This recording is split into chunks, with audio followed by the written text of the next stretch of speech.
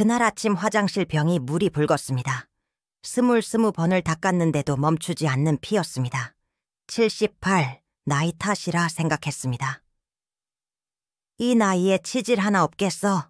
사람 사는 게 다 그렇지. 하지만 며칠이 지나도 피는 계속 나왔습니다. 조금씩 끈질기게. 마음이 불안해져 아들에게 말했습니다. 희철아, 엄마가 피가 섞여 나오네. 병원에 가봐야 할 것 같아. 희철이는 마지못해 고개만 끄덕였습니다. 하지만 며느리 민지는 노골적으로 짜증을 냈습니다. 어머님, 치질이에요. 연세 드시면 다 그래요. 그걸로 대학병원까지 갈 필요는 없잖아요. 얼마나 돈이 깨지는데요. 민지의 얼굴에는 돈 걱정보다 더 큰 짜증이 있었습니다. 결국 집 근처 작은 의원 2곳과 약국 옆 내과까지 의사 3명을 찾아갔습니다. 모두 똑같은 말을 했습니다. 70대 후반이시네요. 편이 딱딱하진 않으셨어요. 전형적인 치질입니다. 연고 바르시고 섬유질 많이 드세요. 3명의 의사가 모두 괜찮다고 하니 안도했습니다. 정말 별일 아닌 사소한 문제일 것이라 믿었습니다. 하지만 몸은 거짓말을 하지 않았습니다. 연고를 발라도 출혈은 멈추지 않았습니다. 시간이 지날수록 몸은 급격히 쇠약해졌습니다. 몸이 예전 같지 않았습니다. 늘 피로감이 무거운 짐처럼 어깨를 짓눌렀습니다. 제가 어떤 사람입니까? 서울 부잣집들을 40년 넘게 닦고 쓸고 빨래했던 김순자입니다. 웬만한 계단은 거뜬히 오르내리던 나였습니다. 그런데 이제는 아파트 계단 몇 칸도 숨이 차서 중간에 멈춰야 했습니다. 세월이 참 빠르다. 이제 늙었구나. 그렇게만 생각했습니다. 가장 이상했던 건 몸무게였습니다. 나는 일부러 살을 빼지 않았습니다. 아껴 먹어도 살이 찌는 나이였습니다. 그런데 한 달에 2kg씩, 3kg씩 이유 없이 살이 빠지기 시작했습니다. 옷이 헐렁해졌습니다. 힘이 없었습니다. 며느리 민지는 제가 나빠지는 것을 보고도 걱정하는 기색이 없었습니다. 오히려 미묘한 기대감 같은 것이 엿보였습니다. 민지는 이전보다 더 자주 제 식사를 챙겨주겠다고 나섰습니다. 어머님, 제가 특별히 소고기 미역국을 끓였어요.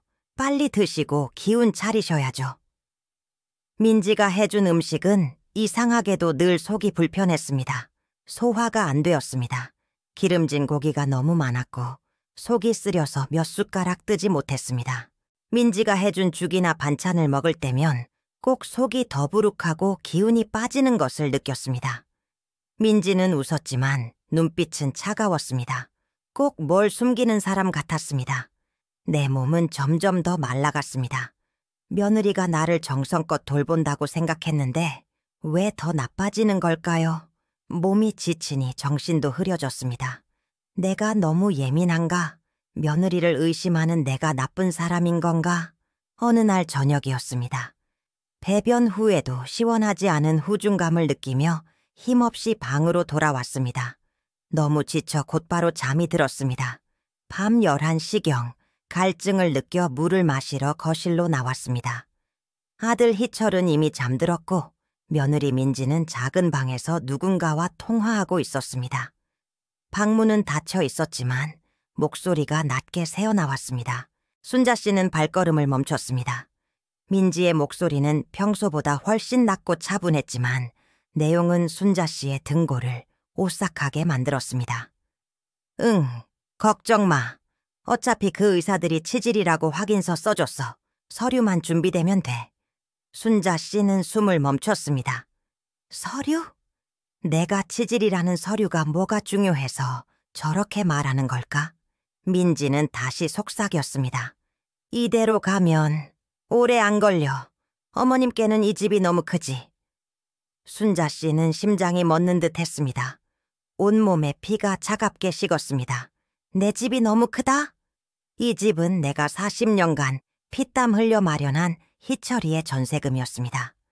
그들은 내가 이 집을 완전히 넘겨주기를 기다리고 있었습니다. 오래 안 걸려. 그 말은 단순히 내가 병으로 죽는다는 뜻이 아니었습니다. 그들은 내가 병으로 죽는 것을 바라고 있었습니다. 아니, 그들은 내가 빨리 죽도록 돕고 있는 것 같았습니다. 그녀의 몸이 아픈 것은 단순한 노화나 병이 아니었습니다. 누군가 의도적으로 나를 해치고 있었습니다. 그녀는 물컵을 놓치지 않으려고 온 힘을 다해 붙잡았습니다. 숨소리조차 내지 않고 황급히 방으로 돌아와 침대에 쓰러졌습니다. 머릿속이 새하얘졌습니다. 내 아들이? 아니면 민지가? 도대체 뭘 꾸미고 있는 거지? 그녀는 자신이 암으로 죽을 것이라 생각했습니다. 하지만 그녀를 죽이고 있던 것은 병보다 훨씬 더 가까운 곳에 있었습니다. 그녀를 둘러싼 것은 침묵의 피가 아니라 가족의 배신이었습니다. 하지만 그 순간 순자 씨는 깨닫지 못했습니다. 아파트 경비원 박 씨, 아저씨가 엘리베이터 앞에서 우연히 그녀와 며느리 민지의 대화를 엿듣고 있었다는 것을. 박 아저씨는 암으로 아버지를 잃었던 과거 때문에 노인들의 작은 건강 경고 신호를 그냥 지나칠 수 없었습니다. 그는 희철과 민지가 무언가 수상한 행동을 하는 것을 보았습니다. 그리고 그는 그것을 잊지 않았습니다. 이제 순자 씨는 혼자가 아니었습니다. 민지의 목소리를 들은 후 저는 제 방 침대에 쓰러진 채 밤새 한숨도 자지 못했습니다. 오래 안 걸려 그 세 마디가 머릿속에서 떠나지 않았습니다. 내가 사랑하는 아들과 며느리가 나를 죽이려 한다니 그 사실을 믿고 싶지 않았습니다. 내가 너무 늙어서 정신이 이상해진 건 아닐까? 내가 괜히 며느리를 의심하는 나쁜 시어머니인 건 아닐까? 수없이 자문했습니다. 하지만 몸은 솔직했습니다. 다음 날 아침 민지가 끓여준 소고기, 미역국을 먹으려니 속이 미식거렸습니다. 냄새만 맡아도 헛구역질이 나왔습니다. 민지는 싱긋 웃으며 어머님, 보양식이에요. 억지로라도 좀 드세요. 기운 차리셔야죠. 하고 말했습니다. 그녀의 웃음 뒤에 차가운 눈빛이 숨어 있었습니다. 내가 이걸 먹고 빨리 기운을 잃기를 바라는 눈빛이었습니다. 저는 억지로 2숟가락을 떠먹고는 숟가락을 놓았습니다. 민지야, 오늘은 영속이 안 좋네. 내일 먹을게. 민지는 약간 실망한 표정이었지만 이내 걱정하는 척하며 말했습니다. 어머님, 그럼 죽이라도 끓여드릴까요? 너무 안 드시면 힘드신데. 며칠 동안 저는 계속해서 음식을 거부했습니다. 물론 정말로 소화가 안 되기도 했지만 민지가 주는 음식을 피하고 싶었습니다. 그런데 이상하게도 민지는 제가 음식을 거부할 때마다 더욱 친절하게 굴었습니다. 이전에 제가 아파트 계단 몇 칸도 오르지 못할 때 민지는 짜증을 냈는데 이제는 제가 화장실 가는 것조차 부축하려 들었습니다. 마치 제가 혼자 힘으로 움직이는 것을 원치 않는 것처럼 보였습니다. 가장 이상했던 건 약통이었습니다. 제가 원래 먹던 치질 연고와 위장약이 있었는데 매번 방을 나갔다 들어올 때마다 약통 위치가 미묘하게 바뀌어 있었습니다. 한 번은 제가 약을 먹지 않고 외투 주머니에 넣어두었는데 다음 날 보니 민지가 제 방에 들어와서 약통을 열어보고 있었습니다. 내가 약을 제대로 먹는지 감시하고 있는 것이 분명했습니다. 제가 숨긴 약을 찾으려는 것처럼 방을 훑어보는 그녀의 뒷모습을 보았습니다. 그녀는 제가 움직이지 못하고 빨리 죽어가는 것을 원했습니다. 그리고 그 속도는 그녀의 계획에 딱 맞아야 했습니다. 내가 조금이라도 회복하는 기미를 보이면 안 되는 것이었습니다. 희철이는 여전히 사업에 바빴습니다. 아들은 저를 보면 걱정하는 척했지만 민지가 어머님은 이제 연세가 많으셔서 회복이 느리신 거예요. 어머님 드시는 보양식도 제가 꼬박꼬박 챙기잖아요. 하고 말하면 곧바로 안심하는 것 같았습니다. 아들은 모르는 척하는 것일까요? 아니면 정말로 속고 있는 걸까요? 마음이 약해지면 몸도 약해진다고 했는데 저는 희철이에 대한 믿음이 흔들리면서 더 빠르게 무너지는 기분이었습니다. 몸무게는 계속 줄었습니다. 지난 한 달 동안 이유 없이 3kg가 더 빠졌습니다. 이러다 정말 뼈만 남을 것 같았습니다. 배변 후 후중감은 더 심해졌고 변을 보고 나도 전혀 시원하지 않았습니다. 의사들이 치질이라고 했는데 치질이 이렇게 사람을 말려 죽일 리 없었습니다. 어느 날 오후 민지가 장을 보러 나간 사이 저는 힘겹게 현관문을 나섰습니다. 저는 제가 너무 예민한 것은 아닌지 누군가에게 물어보고 싶었습니다. 아파트 복도에서 엘리베이터를 기다리는데 경비실에서 박 아저씨가 나왔습니다. 순자 할머니, 또 병원에 가십니까? 안색이 너무 안 좋으세요. 박 아저씨는 저를 보며 진심으로 걱정했습니다. 저는 주위를 둘러보고 조심스럽게 박 아저씨에게 손짓했습니다. 박 경비님, 잠깐 저랑 이야기 좀 하실 수 있습니까? 박 아저씨는 저를 아파트 뒤편의 오래된 벤치로 안내했습니다. 저는 떨리는 목소리로 지난 몇 달간 겪었던 모든 일을 털어놓았습니다. 출혈, 급격한 체중 감소, 의사 3명의 오진, 그리고 민지의 소름 끼치는 대화까지. 박 아저씨는 제 이야기를 듣더니 표정이 굳어졌습니다. 할머니 민지 씨가 나쁜 마음을 먹은 게 맞습니다. 제가 전에 엘리베이터 앞에서 그 통화 내용을 우연히 들었습니다. 서류 이야기랑 오래 안 걸려 라는 말까지요. 저는 눈물이 왈칵 쏟아졌습니다. 내가 미친 게 아니었구나. 정말이었구나. 박 아저씨는 제가 암으로 아버지를 잃었던 이야기를 조심스럽게 꺼냈습니다.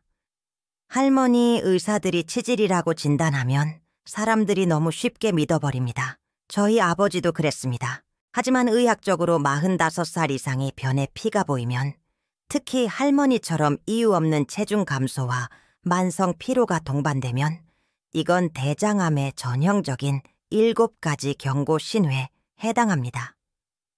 박 아저씨는 종이에 무언가를 끄적이며 설명했습니다.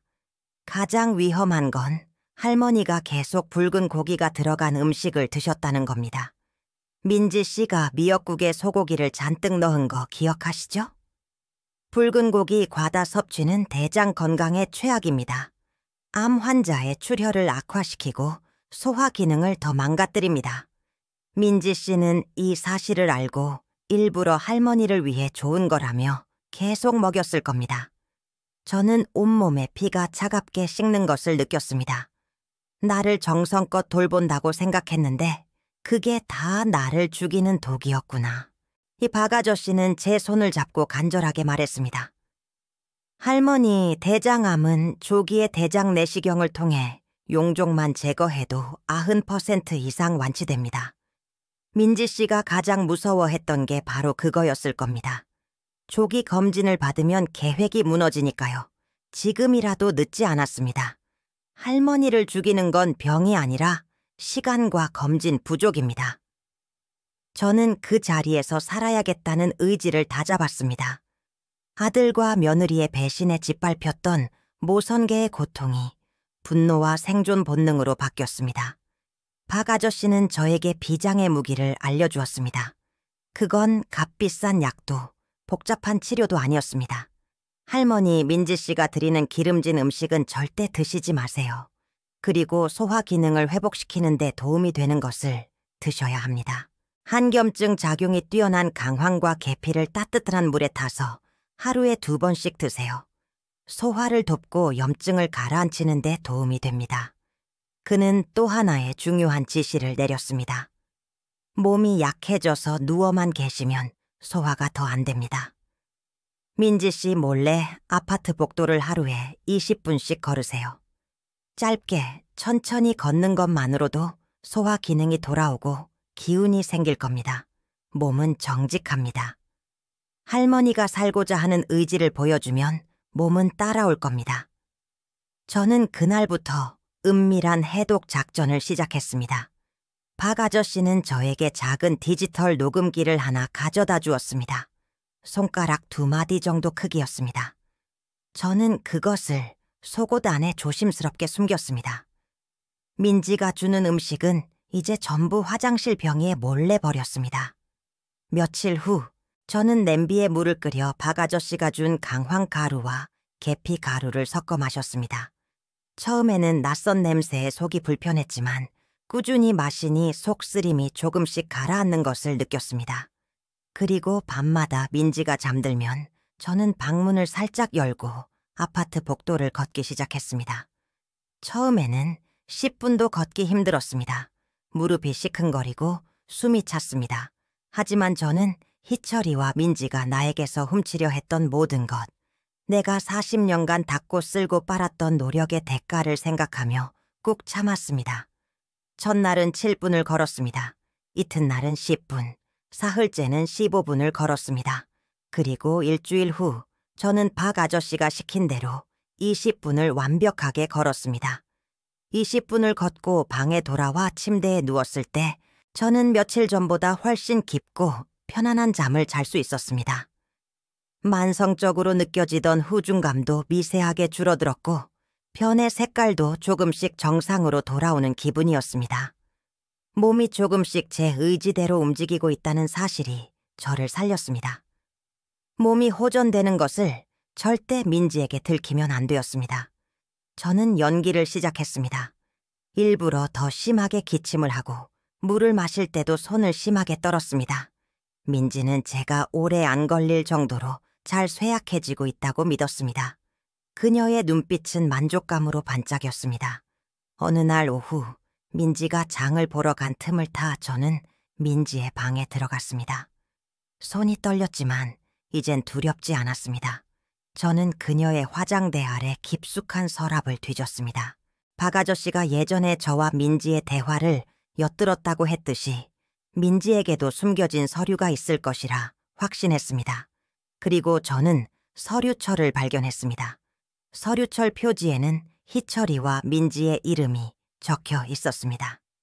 첫 번째 서류는 제가 넉 달 전에 피가 섞인 변을 보았을 때 희철이 몰래 검사를 받았던 대변잠 혈검사 결과지였습니다. 결과는 양성이었습니다. 희철이와 민지는 제가 대장에 출혈이 있다는 것을 이미 알고 있었던 것입니다. 두 번째 서류를 보고 저는 숨을 멈췄습니다. 희철이네 집 전세금을 마련하기 위해 내가 40년간 일했던 세월의 증거, 바로 그 집이었습니다. 서류 위에는 주택 매매 동의서가 있었습니다. 매매가는 6억 원, 매매 당사자는 희철과 민지였습니다. 이 서류에는 제 지장이 찍혀야만 효력이 발생했고 최종 서명 마감일이 18일 후로 명시되어 있었습니다. 그들은 제가 죽기 전에 이 집을 완전히 자기들 명의로 돌려놓으려 했던 것입니다. 그리고 마지막 서류. 세 번째 서류는 저의 생명보험금 관련 서류였습니다. 금액은 3억 원. 희철이가 계약자였고 수익자는 민지였습니다. 서류에는 보험금 지급일이 3주 뒤로 명시되어 있었습니다. 저는 서류를 붙잡고 소리 없는 눈물을 흘렸습니다. 총 9억 원. 그들의 탐욕은 내가 살 기회를 앗아갔습니다. 조기 검진을 받고 건강하게 살아갈 기회, 그리고 어머니로서 아들을 사랑할 기회까지 모조리 빼앗으려 했습니다. 그때 서류철 깊은 곳에서 구겨진 종이 한 장이 나왔습니다. 대장 내시경 예약 통지서였습니다. 예약 날짜는 3개월 전이었습니다. 누군가 고의로 통지서를 찢었다가 다시 대충 붙여놓은 흔적이 보였습니다. 그들은 제가 병원에 갈 기회뿐만 아니라 예약 통지서가 집으로 배송되는 것조차 막아버렸던 것입니다. 저는 모든 서류를 원상 복구시켜놓고 방으로 돌아왔습니다.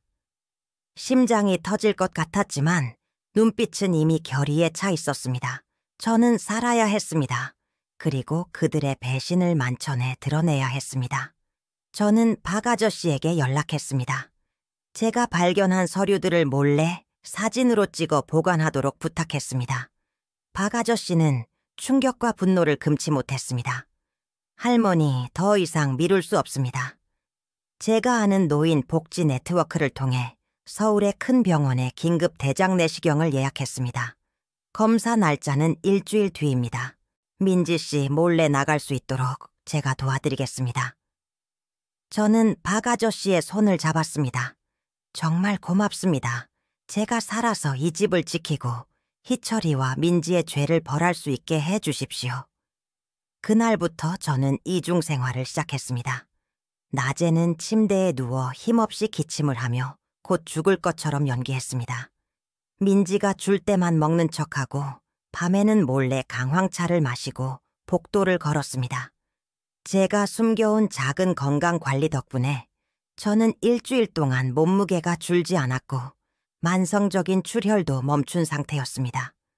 박 아저씨는 제게 필요한 영양제와 수분 섭취 방법을 몰래 가져다 주었습니다. 할머니, 이젠 살 수 있습니다.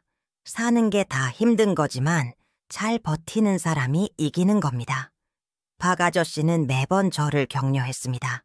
일주일 후 박 아저씨는 민지가 장을 보러 간 틈을 타 저를 휠체어에 태워 병원으로 옮겼습니다. 아들은 여전히 사업 때문에 집에 없었습니다. 대형 병원 의사는 제 진료 기록과 증상, 그리고 제가 겪은 급격한 체중 감소를 보더니 고개를 절레절레 흔들었습니다. 환자분, 이건 치질이 아닙니다. 이 정도 증상으로 3명의 의사가 오진한 것은 안타까운 일입니다. 변에 피가 보이면 45세가 넘은 분들은 무조건 대장 내시경을 받아야 합니다. 저는 수면 내시경을 받았습니다. 마취에서 깨어났을 때 의사는 저에게 놀라운 결과를 알려주었습니다. 순자 씨, 운이 좋으셨습니다.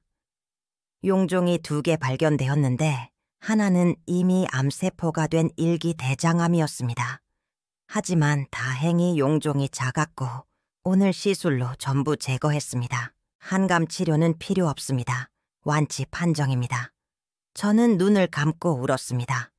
내가 병보다 더 무서운 가족의 배신으로 죽을 뻔했는데 박 아저씨와 한겸증 식단이 저를 살렸습니다. 제가 회복하는 데 가장 큰 도움을 준 것은 박 아저씨가 강조한 충분한 수분 섭취와 규칙적인 걷기 운동이었습니다. 저는 의사에게 건강 위험이 전혀 없고 정상적인 생활이 가능하다는 내용의 진단서와 용종 제거 시술 확인서를 발급받았습니다. 그들의 9억 원짜리 계획은 이제 완전히 무너졌습니다. 저는 며칠간 병원에 입원하며 몸을 회복했습니다. 박 아저씨는 민지에게는 할머니가 갑자기 쓰러져서 요양원에 모셨다고 둘러댔다고 했습니다. 민지는 왠지 모르게 기뻐하는 목소리였다고 했습니다. 그들은 제가 요양원에서 조용히 죽기를 바랐을 것입니다. 티스라임, 드디어 결전의 날이 다가왔습니다. 주택 매매 동의서에 최종 서명을 해야 하는 마감일이 이틀 남았습니다. 민지는 제가 없는 틈을 타 서둘러 일을 마무리 짓고 싶었을 것입니다. 민지는 변호사를 집으로 불렀습니다. 저는 박 아저씨의 도움을 받아 몰래 아파트로 돌아왔습니다. 희철이와 민지는 변호사와 함께 거실 탁자 앞에 앉아 있었습니다. 거실에는 주택 매매 동의서와 생명보험금 서류가 놓여 있었습니다. 저는 휠체어에 앉아 환자복 대신 낡은 한복을 입고 나왔습니다. 저는 아직도 몸이 좋지 않은 척 연기했습니다. 민지가 방으로 들어왔습니다. 그녀는 저를 보고 미묘하게 놀란 표정을 지었지만 이내 냉정하게 변했습니다. 어머님, 이제 마지막 절차만 남았어요. 조금만 힘내세요. 곧 편안해지실 거예요.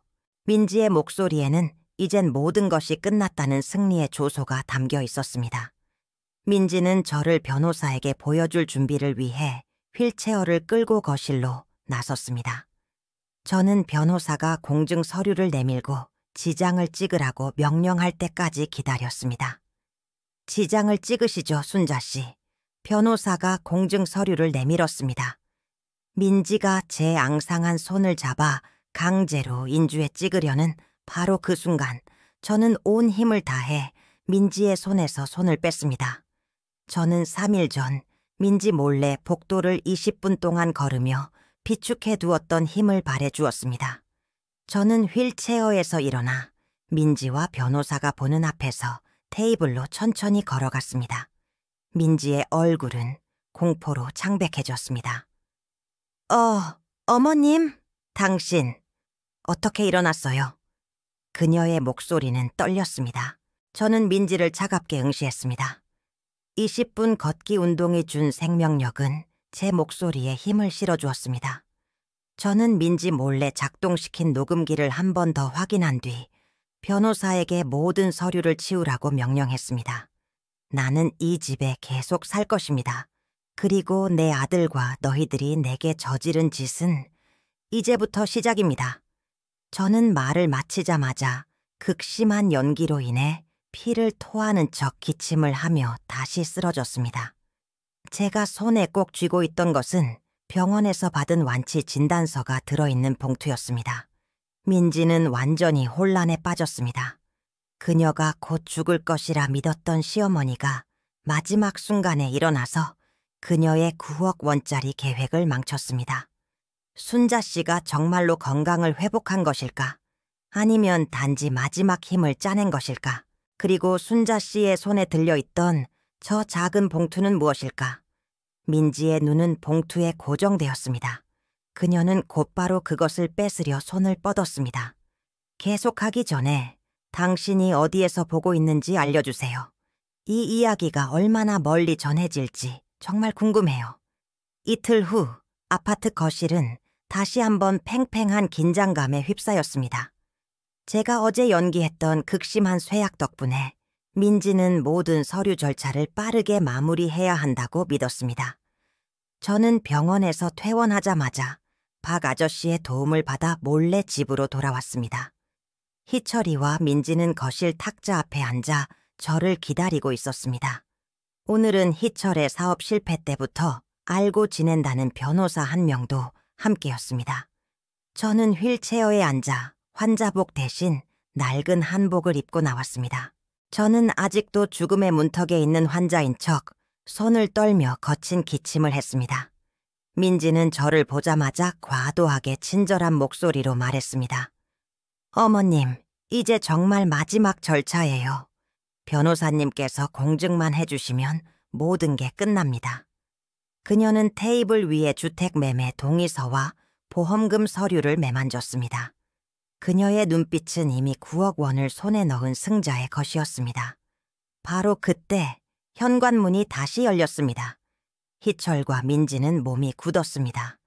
현관에는 박 아저씨가 서 있었습니다. 박 아저씨 뒤로는 정복을 입은 형사 한 명, 그리고 유언 공증 증인이라는 명목으로 초대된 3명의 이웃 아줌마들이 들어섰습니다. 이게 무슨 짓이야? 희철이가 벌떡 일어나 소리쳤습니다. 어머니, 지금 경찰을 부르신 겁니까? 저는 휠체어에서 천천히 일어섰습니다. 저는 겉으로는 힘겹게 걸었지만 3일 전부터 밤마다 복도를 걸으며 비축해둔 생명력은 제 발을 단단하게 지탱했습니다. 제가 휠체어에서 벗어나 똑바로 섰을 때 희철과 민지의 얼굴은 공포로 창백해졌습니다. 제가 마지막 순간에 일어나 그들의 계획을 망쳤다고 확신했던 것입니다. 저는 그들을 차갑게 응시했습니다.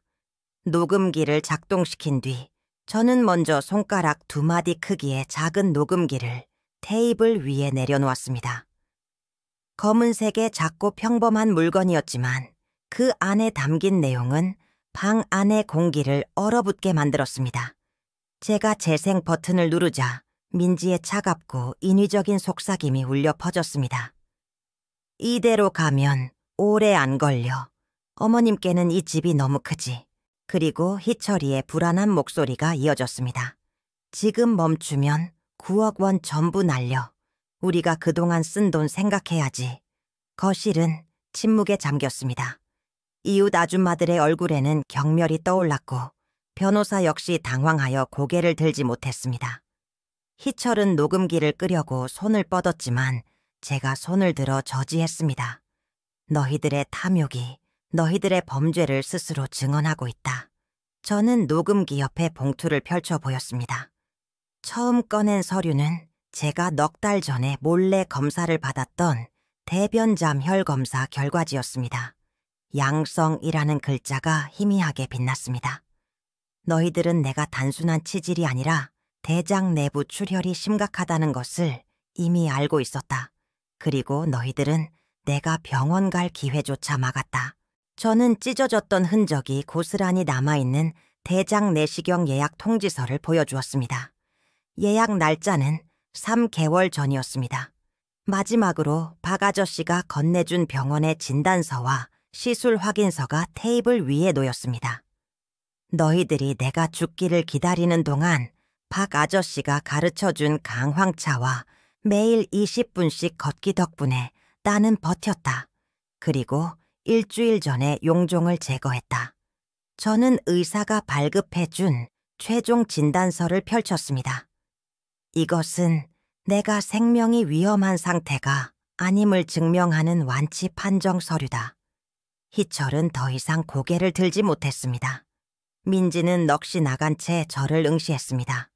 그때 희철이 갑자기 제 휠체어 쪽으로 무릎을 꿇고 기어왔습니다. 그는 제 다리를 잡고 매달리며 마지막으로 가족의 정에 호소했습니다. 어머니, 제가 당신의 아들입니다. 저를 용서해 주십시오. 이 모든 일은 민지 때문이에요. 어머니, 당신의 하나뿐인 아들을 경찰에 넘기시려는 겁니까? 우리 사이에 피가 흐르지 않습니까? 그의 눈에서는 눈물이 쏟아져 나왔지만 그것은 회개라기보다는 9억 원짜리 미래를 놓친 절망이었습니다. 저는 그를 내려다 보았습니다. 제 얼굴은 무표정했고 목소리는 지옥에서 온 것처럼 차갑고 흔들림이 없었습니다. 나의 아들은 9억 원을 위해서 어머니의 죽음을 계획하지 않았습니다. 너는 내가 40년간 피땀 흘려 마련한 전세금과 생명보험금을 탐냈다. 너는 내 피를 물려받은 아들이 아니라 탐욕에 눈이 먼 낯선 존재일 뿐이다. 나는 너를 마음속에 묻었다. 형사가 즉시 움직였습니다. 그는 희철을 일으켜 세우고 수갑을 채웠습니다. 희철 씨, 민지 씨, 당신들은 존속 살해 미수와 사문서 위조 혐의로 체포됩니다. 민지는 바닥에 주저앉아 소리를 질렀지만 이웃들의 경멸 섞인 시선 속에서 끌려나갔습니다. 변호사는 테이블 위의 모든 서류에 붉은색 잉크로 무효를 찍은 뒤 서둘러 자리를 떴습니다. 거실에는 싸늘한 침묵만이 남았고 저는 그제야 깊은 한숨을 내쉬었습니다. 재판 과정은 제가 제시한 증거들, 특히 녹취록과 내시경 통지서 덕분에 신속하게 진행되었습니다. 민지는 범행을 주도하고 저의 재산 9억 원을 노린 혐의로 징역 10년을 선고받았습니다. 희철은 어머니를 방치하고 금전적 이득을 취하려 한 존속 살해 미수 방조 혐의로 징역 7년을 선고받았습니다. 두 사람은 모든 공민권을 박탈당했고 그들이 그토록 원했던 아파트의 소유권은 온전히 저에게 남았습니다. 그들은 또한 저에게 1억 원의 정신적, 물질적 피해 보상금을 지급해야 했습니다. 그들이 탐냈던 모든 것을 제가 지켜냈고 그들은 가장 중요한 자유와 가족을 잃었습니다. 희철과 민지는 가족과의 모든 관계가 단절되었으며 현재 경기도 외곽의 교도소에서 각각 형을 복역 중입니다. 그 누구도 그들을 면회하지 않았습니다. 사건이 종결된 지 2년 후 저는 이제 80살이 되었습니다. 저는 완전히 새로운 삶을 살고 있습니다. 병마와 배신으로 인해 40kg대 후반까지 떨어졌던 몸무게는 현재 55kg으로 돌아왔습니다. 만성적으로 느껴지던 출혈과 피로감은 사라졌고 저는 매일 아침 30분씩 아파트 주변을 활기차게 걷습니다. 저는 희철과 민지가 탐냈던 아파트를 매각하고 그 자금과 1억 원의 보상금을 합쳐 지역 복지센터에 작은 공간을 마련했습니다. 저는 그곳에서 박 아저씨와 함께 건강 씨앗 모임이라는 커뮤니티 그룹을 운영하고 있습니다. 이 모임은 화려한 시설이나 자본이 필요하지 않았습니다. 저희의 주된 활동은 저처럼 치질로 오진하기 쉬운 대장암의 초기 경고 신호에 대해 다른 노인들에게 교육하고 스스로의 몸을 돌보는 간단한 방법을 가르치는 것입니다. 저는 이제 간견자가 되었습니다. 저는 이웃들에게 강황과 계피를 이용한 한겸증 차를 만드는 방법과 매일 20분씩 걷기가 몸에 어떤 기적을 가져오는지 가르쳐줍니다. 제가 이끌고 있는 모임은 이제 100명이 넘는 회원으로 불어났습니다. 저는 그들에게 제 이야기를 들려줍니다. 제 몸무게가 55kg으로 회복된 것은 돈이 아니라 제 의지 덕분입니다. 제가 죽음 직전까지 떨어졌을 때 저를 살린 것은 충분한 수분 섭취와 규칙적인 걷기 운동이었습니다. 의사가 치질이라고 해도 이유 없는 체중 감소와 피로감이 동반된다면 스스로 검진을 요청하십시오. 저는 새로운 가족을 얻었습니다. 박 아저씨는 이제 모임의 재무와 행정을 전담하는 든든한 동반자가 되었습니다. 저를 염려했던 이웃 아줌마들은 이제 모임의 적극적인 회원으로 활동합니다. 저는 80살이지만 그 어느 때보다 삶의 목적과 활력이 넘칩니다. 그들이 저의 생명을 앗아가려 했을 때 그들의 탐욕이 오히려 저에게 새로운 삶을 선물했습니다. 저는 희철이와 민지가 없는 평화로운 집에서 창밖을 바라보며 따뜻한 강황차를 마십니다. 그들은 내가 죽기를 바라며 9억 원을 손에 넣으려 했습니다. 하지만 나는 여든의 새 삶을 얻어 그 돈으로 수백 명의 이웃을 돕고 있습니다. 그들이 나의 죽음을 계획했지만 아이러니하게도 그들이 나의 새로운 인생을 설계해 준 셈입니다. 복수란 증오가 아닌 생명으로 완성되는 것임을 깨달았습니다. 가장 강력한 복수는 내가 그들보다 더 오래, 더 건강하게, 그리고 더 의미 있게 사는 것임을, 그리고 끝까지 함께 해주셨다면 이야기에 대한 당신의 생각과 앞으로 어떤 종류의 이야기를 더 보고 싶은지 댓글로 남겨주세요. 여기 와 주셔서 정말 감사합니다. 다음 감동적인 이야기에서 또 만나요.